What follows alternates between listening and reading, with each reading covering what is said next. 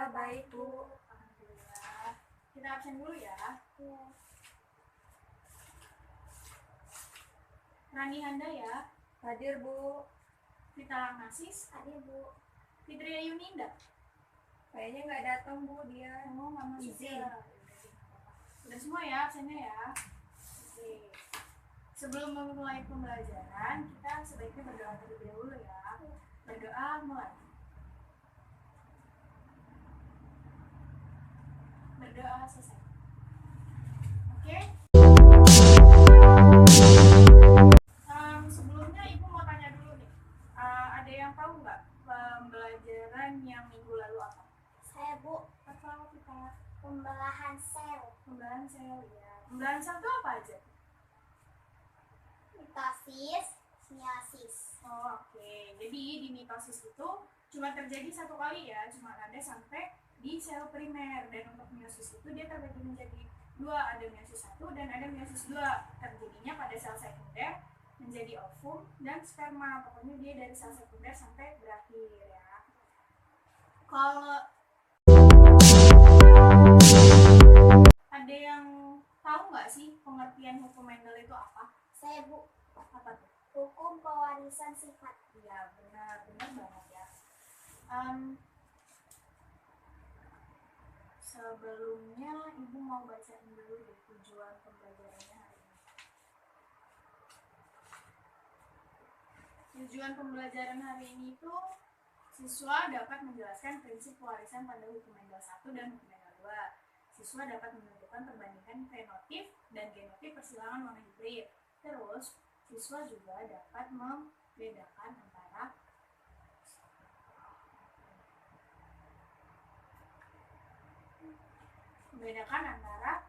penyimpangan semu hukum Mendel. Ada yang tahu nggak bunyi hukum Mendel 1 itu apa? Saya, Bu. Apa tuh? Bunyi hukum Mendel 1 merupakan hukum pemisahan atau segregasi bebas, menyatakan bahwa pada saat pembentukan gamet, pasangan alel akan berpisah dan bertemu secara acak pada saat pembuahan. Oke, benar ya. Jadi untuk bunyi hukum Mendel 1 itu terjadi pada monohibrid. Dia cuma ada satu sifat beda. Kalau bunyi hukum Mendel 2 ada yang tahu nggak? Saya, Bu. Apa tuh? Hukum Mendel 2 merupakan segregasi bebas, menyatakan bahwa pada saat pembentukan gamet, alel mengadakan kombinasi secara bebas sehingga sifat muncul dalam keturunan beraneka ragam. Oke, jadi dia terjadinya pada dihibrid dan polihibrid. Dia itu lebih ke sifatnya banyak ya, sifat bedanya. Nah, dia itu letak gennya berjauhan ya. Iya, Bu. Oke. Ada yang tahu nggak sih penyimpangan semu itu ada berapa? Saya, Bu, ada Berapa? 5. Ada berapa apa aja tuh sebutin? Belum tahu, Bu. Oh, belum tahu ya. Jadi penyimpangan semu itu ada atapisme, kriptomeri, polimeri, epistasis, hipotasis, sama komplementer. Oke. Pewarisan sifat hukum Mendel ini ada monohibrid, ada perkawinan resiprok, ada backcross, ada dihibrid. Itu yang bakal atau yang melibatkan alel yang ada di pewarisan sifat ini. Oke, untuk hukum Mendel di sini penemunya itu Gregor Johann Mendel, lahir tanggal 22 Juli 1822. Nah, dia ini dulu pertama kali menciptakan penemuan ini itu menggunakan kaca kercis. Dia ini di sini kenapa disebut Bapak Genetika? Karena dia menemukan semua pewarisan sifat.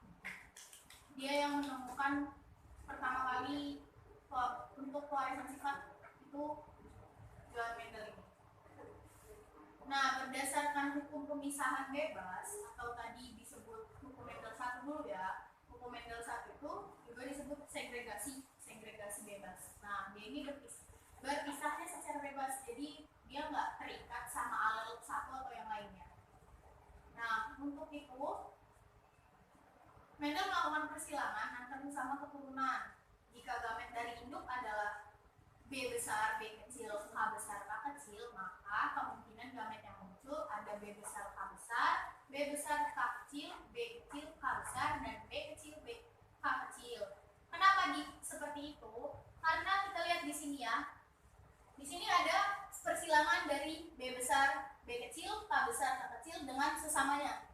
Dia bisa menghasilkan B besar, K besar, B besar, K kecil, B kecil, K besar, dan B kecil ini dia dipersilahkan B besar dengan B besar dulu, B besar dengan K besar ke sini tapi ya, B besar dengan K besar, B besar dengan K kecil, B kecil dengan K besar, B kecil dengan K kecil, seperti itu. Sama dia bentuknya dari sini ke sini, sini pun ke sini dengan berbeda sifat. Itu untuk hukum Mendel 2.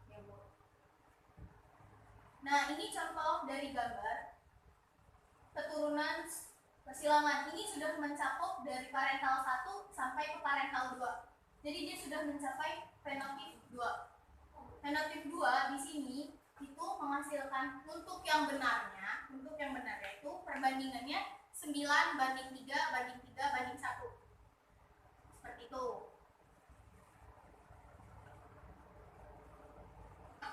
Ada yang tahu nggak penyimpangan semu hukum Mendel itu ada berapa? Coba Rani. Ada 5. Apa aja? Tahu nggak? Enggak. Waduh. Jadi untuk penyimpangan semu hukum Mendel itu ada 5. Yang pertama ada atafisme, ada kriptomeri, ada polimeri, ada epistasis hipostasis, dan juga komplementer. Oke, untuk yang pertama di sini ada atafisme. Atafisme itu peristiwa gen atau lebih yang bekerja sama atau menghalang-halangi dalam memperlihatkan fenotip.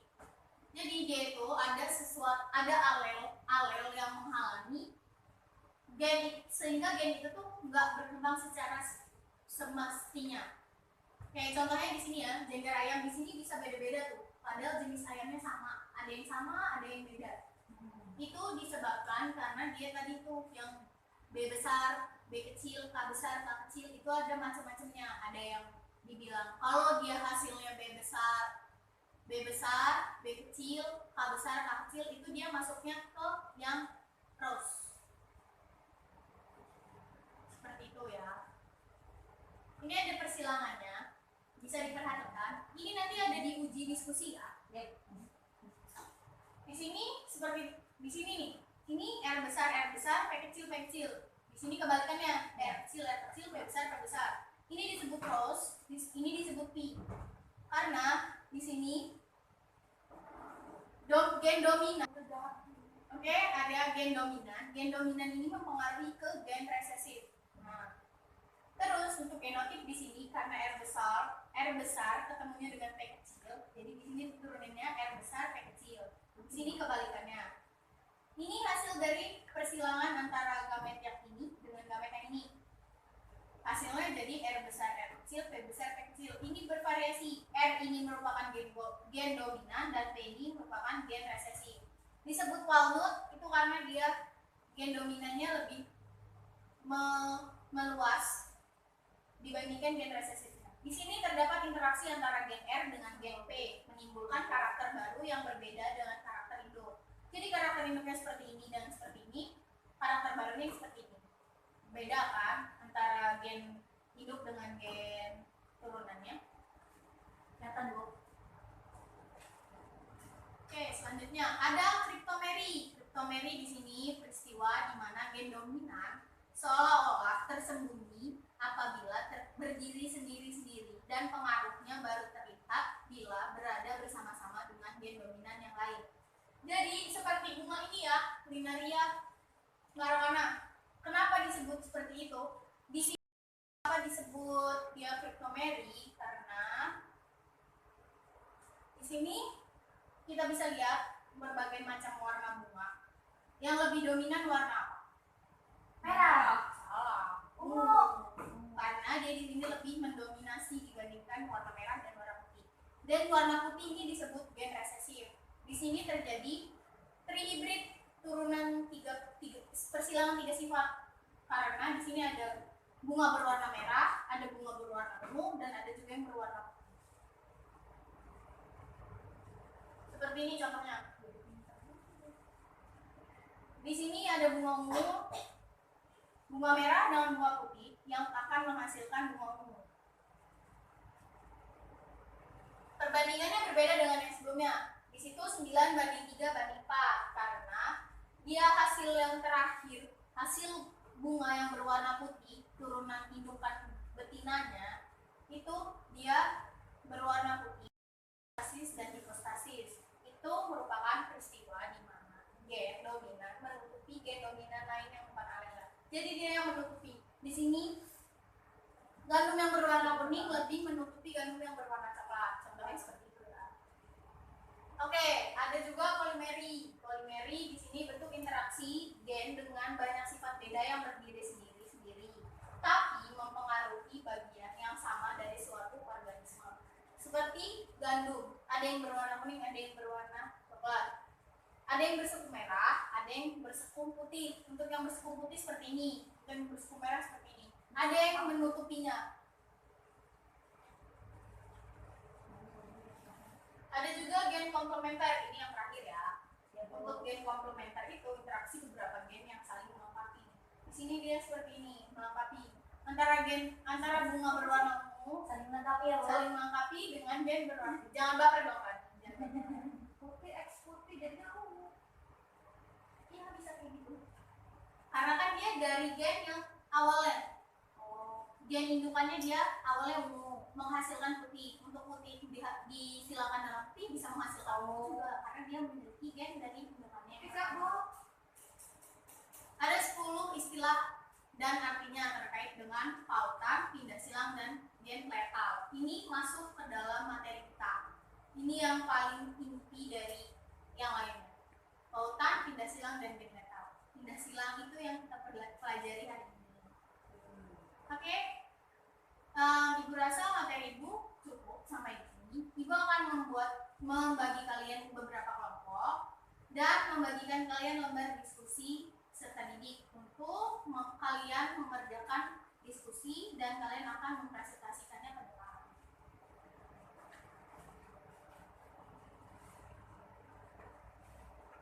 Dikerjakan waktunya hanya 5 menit ya. Ini waktunya tinggal separuh lagi. Ada yang mau ditanyain nggak?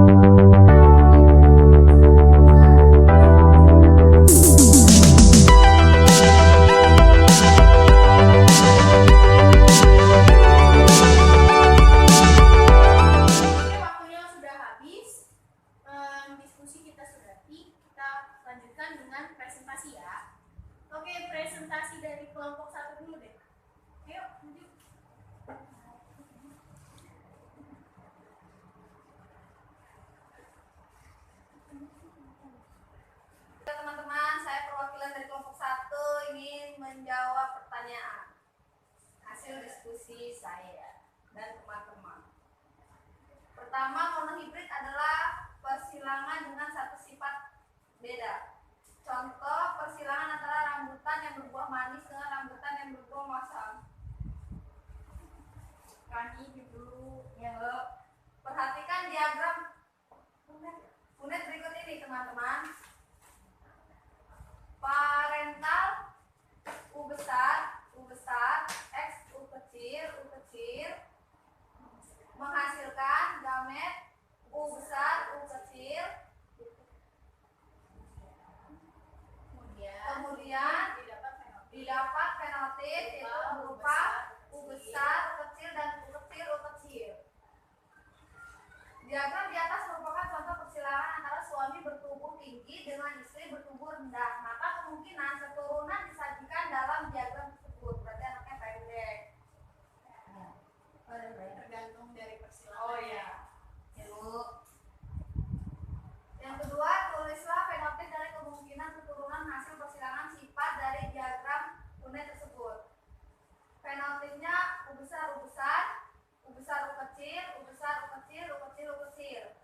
Gen gen U besar bertumbuh tinggi, U kecil itu bertumbuh pendek, dengan gen U merupakan gen dominan. Jadi U besar tinggi, U kecil rendah. Jadi U besar, U kecil sama dengan tinggi. Jadi dari karakternya. Yang ketiga, backcross adalah penyilangan kembali dengan induk. Tujuannya untuk mencari genotip induk. Yang keempat, test cross adalah perkawinan pengujian uji silang. Tujuannya untuk mengetahui apakah suatu individu bergenotipe homozigot atau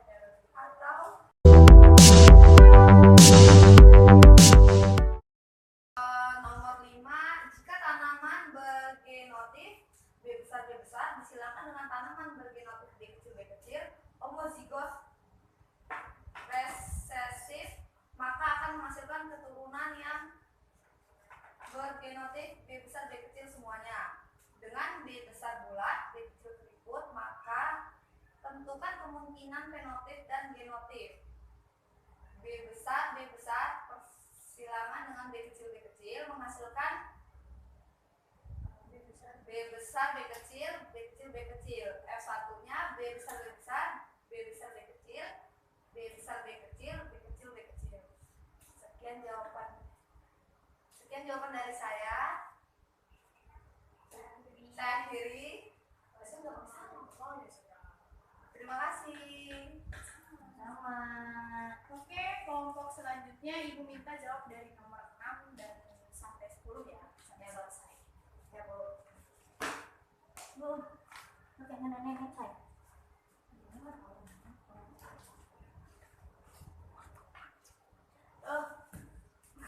Di sini nama saya Rani Handaya Putri. Saya perwakilan dari kelompok 2 akan menjelaskan tentang nomor 6, 7, 8, 9, 10. Hasil presentasi dari kelompok kami ya. Oh, ini.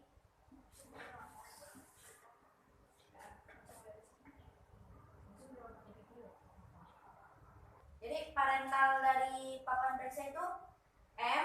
Ini seperti yang kalian punya. Ada contohnya di gambar. Itu jika F1 disilangkan dengan sesamanya, maka akan diperoleh P-nya itu induk, M besar, M kecil, sama M besar, M kecil. Maka gametnya M besar, M besar, M besar, M kecil, M besar, M kecil, M kecil, M kecil. Nah, F2-nya, papan periksanya, parantannya ini sama kayak yang kalian miliki, yang kalian punya. Itu genotip F2-nya, ini kan persilangan, ya kan? Jadi F2-nya itu M besar, M kecil, itu lebih dominan daripada fenotip yang M besar, M kecil kali M besar atau M kecil. Terus persilangan di atas atau persilangan di hibrid, persilangan dua individu sejenis dalam memperhatikan dua sifat yang berbeda. Terus nomor 7 itu ini yang dicari tentang genotip F1-nya, yaitu B besar, B kecil, K besar, dan K kecil. Fenotip F1-nya biji bulat dan berwarna kuning. Jika genotip F1 disilangkan dengan sesamanya, maka hasilnya P sama dengan B besar, B kecil, K besar, dan K kecil.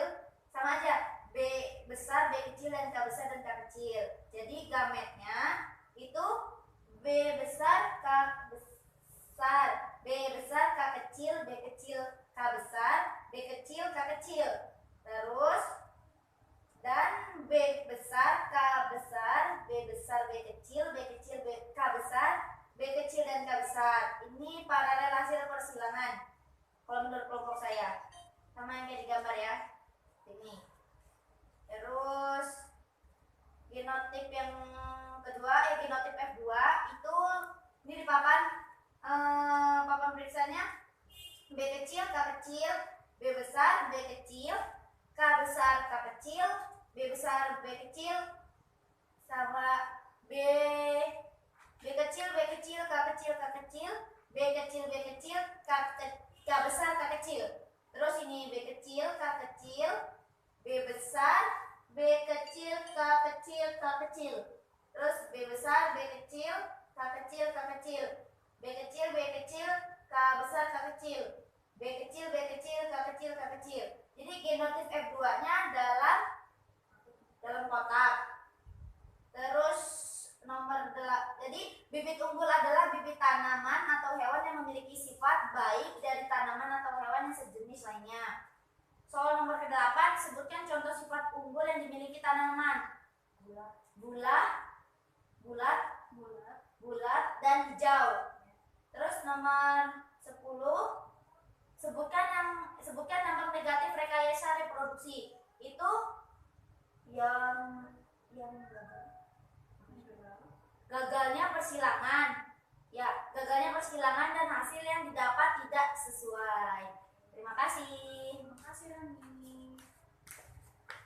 Oke, presentasi hari ini udah cukup ya.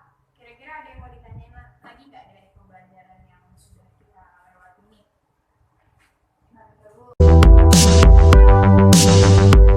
Oke, setelah pembelajaran kita hari ini, diskusi kita udah bagus, sudah lancar, jawabannya udah semua ketebak.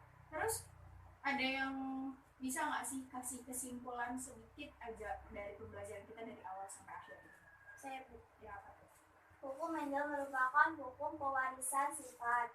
Tidak hanya satu sifat beda atau monohibrid, tetapi banyak sifat beda, seperti dihibrid, polihibrid. Hasil keturunan pada F2 berdasarkan sifat induknya yang dominan terhadap resesif. Ya, bagus banget. Kalau untuk penyimpangan semu hukum Mendelnya apa tuh? Kalau untuk penyimpangan semu hukum Mendel terdapat 5, Bu. Yang pertama itu atavisme, yang kedua Britomery, yang ketiga polimeri, yang keempat episdasis, hipostasis, yang kelima komplementer. Ya, itu. Jadi kesimpulan kita hari ini itu ya, ada hukum Mendel itu kan ada 2 tuh, ada hukum Mendel 1 dan ada hukum Mendel 2. Untuk hukum Mendel 1 itu dia fokus ke satu sifat beda. Kalau untuk hukum Mendel 2 itu ada dihibrid dan polihibrid. Nah, kalau untuk penyimpangan semu itu ada 5. Dia tadi ada atavisme, seperti yang disebutin tadi ya, Britomery, terus polimeri, hipostasis, epistasis, sama komplementer. Nah, itu saling berkaitan ya antara kelima itu, karena yang satu ada yang bilang kalau dia saling menutupi gen sifat yang lain dengan sifat yang satunya itu saling menutupi. Ada yang bilang seperti itu gitu ya. Oke. Sepertinya perkuliahan kita cukup sampai di sini. Semuanya sudah bagus, dalam diskusi juga sudah baik. Nah, jadi untuk minggu depan kita akan belajar tentang praktikum ya. Kita bakal praktik tentang hukum Mendel ini. Kita bakal pakai kancing genetika. Jadi kita berhubung keterbatasan peralatan, jadi kita pakai kancing biasa, kancing baju. Tolong setiap kelompok cari kancing yang berbeda warna sebanyak 100 biji ya. Untuk setiap warnanya, nah cari 4 warna yang berbeda. Kemudian jangan lupa belajar tentang diperdalam lagi tentang monohibrid dan dihibrid, karena di situ kita bakal menentukan di mana yang menggunakan satu sifat beda dan 2 sifat beda. Oke, saya rasa cukup untuk perkuliahan hari ini. Apabila saya ada salah, saya mohon maaf. Kepada Allah saya mohon ampun. Saya akhiri. Wabillahi taufiq wal hidayah. Wassalamualaikum warahmatullahi wabarakatuh.